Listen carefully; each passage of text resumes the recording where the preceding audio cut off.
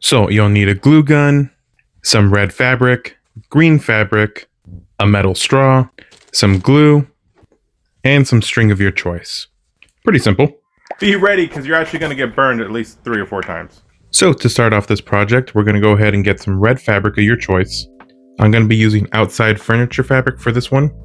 And we're going to want to get a small section of it so we can cut out a little rectangle. Now from here, we're going to go ahead and roll this up like a fruit roll up. Now don't get too much because we're going to be putting this inside the straw. Let's go ahead and reload our glue gun. Now the ideal glue would be the more transparent one, but the opaque one works as well. Let's just put a little dollop of glue on the bottom. This will help keep its shape and keep it inside the straw. Go ahead and push it into the straw as far as you can. And if it's a little difficult to push in, go ahead and use a paper clip and push in the rest. To help secure it, I'm going to add a bead of hot glue all the way around. And then I'm going to go ahead and smooth that out using the paper clip.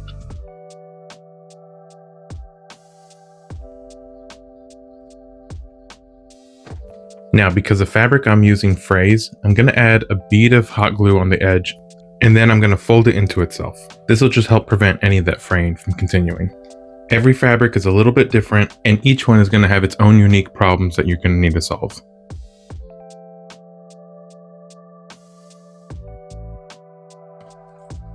And because the piece I have is a little too long, I'm going to go ahead and trim that down to size. The idea is pretty simple here. So once we build up enough of these layers, you're going to have a very organic looking flower. The center of the rose is going to be the simplest, and it's just going to be a matter of rolling it up on itself. And then just to secure it in place, just a bead of glue on the end. And then you should have something like this. Nothing too complex yet.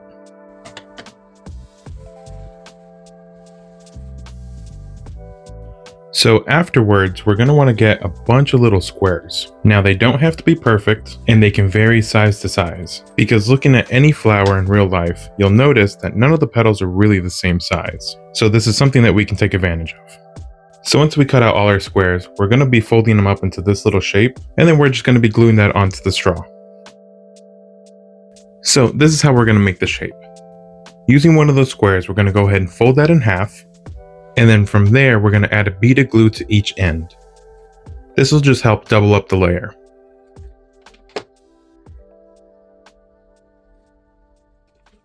From there, we have to deal with the fraying edges. So adding a little bit of more hot glue, we're going to go ahead and use that and fold it into itself like we did previously. And we're going to repeat that on both sides.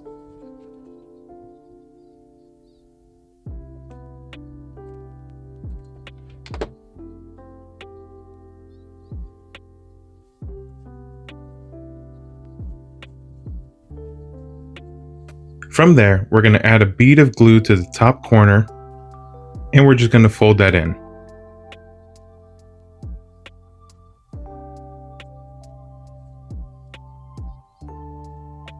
And then once again, the exact same thing on the opposite side. And then you'll have this very odd looking shape.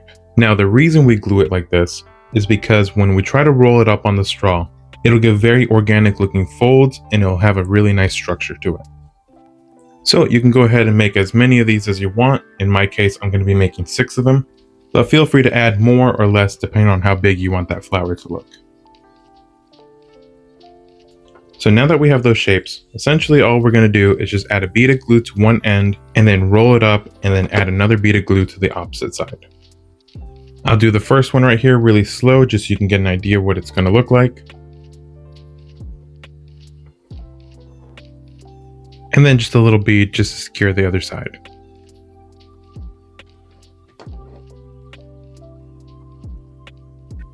It's starting to get a little more complex here because you do want to do it in a spinning pattern, but it's still nothing too crazy.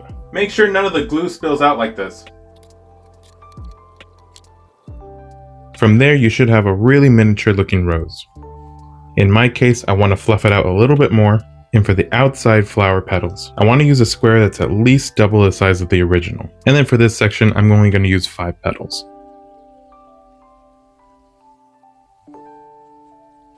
So on a bigger scale, I'm going to show you one more time how to make those petals. You're going to start by folding it in half and then adding a bead of hot glue to the edge. And then you're going to repeat that on the opposite side.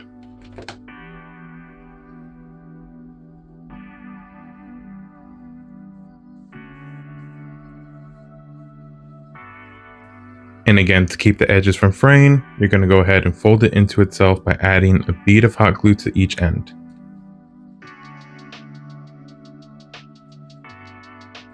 And then we're going to add a bead of glue to the top two corners and then fold that into itself.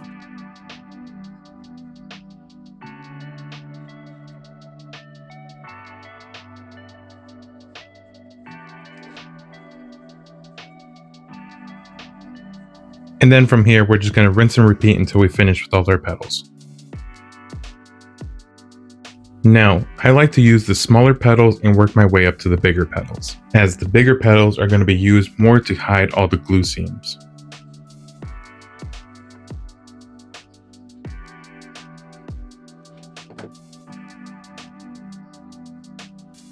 I would say the hardest part of this project is trying to be patient while that hot glue dries. Moving forward without letting it dry will kind of have it unstick a little bit and the glue will become very visible. So try to be patient while it's drying.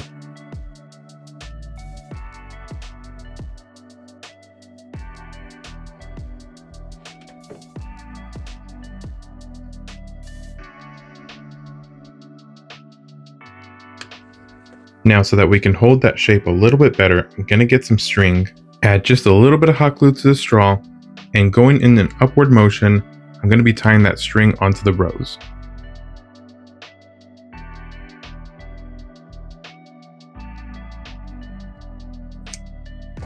This will just help define that shape a little bit better. Now for that bottom leafy structure, I'm going to go ahead and get green fabric, and I'm just going to cut them into two big squares, roughly around the same size as the larger petals. I'm just going to go ahead and switch over to some fabric scissors. It'll just make it a little easier to clean up the edges. Now for that leafy structure, you do want the edges to be fairly clean because a lot of this is going to be very visible. So similar to the petals, we're just going to add a little bit of glue just to double up on itself. And then we're going to fold it similar to a paper airplane, making almost a triangle-like structure. We're going to add some hot glue to one corner and we're going to add that to the straw. And then we're going to repeat that on the opposite side. And then for me personally, I like to make at least 3 of these. Learned this one on 5-Minute Crafts. And so we're going to continue making our little paper airplanes.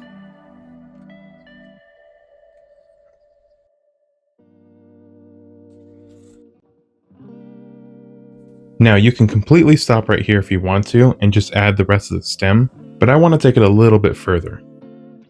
So very similar to when we tied up the rose, we're going to tie up the bottom of this little stem. This will give us something to glue our leaf on. So gluing up the leaf, it's going to be a little bit different from the other two. We're going to start by folding it into itself and then working from each corner. So like the usual, we're going to fold in the top corner, but we're going to continue folding in these corners at least 4 times. Doing this, we're going to get a really nice curved edge.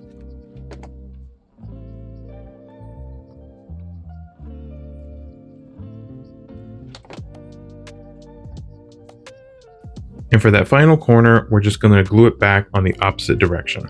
This will be the part that we glue onto the rose. And then we're going to repeat this on the opposite side. From there, we're just going to add a small bead of glue. This is just so we can put it into place. We're going to add a little bit of a support bead on each end, and this will just keep it in place while we add our string. The string is going to act as a second layer of support to hold on that leaf. Now with that hot glue in place, we're going to go ahead and start wrapping the string around the straw. I'm also going to be adding hot glue at random areas just to act as extra support. Once you're done, go ahead and snip off the excess, and we're just going to be tucking that string into itself. It's not entirely necessary, but you can go ahead and add a bead of hot glue if that helps keep that string in place for you. And when you're done, you're left with a beautiful rose that'll never wilt. This can be a Valentine's gift, a Mother's Day present, or any type of little gift that you want to give someone. So the first one of these I ever made, I ended up giving it to my wife when we first met, and we've been together for 10 years now.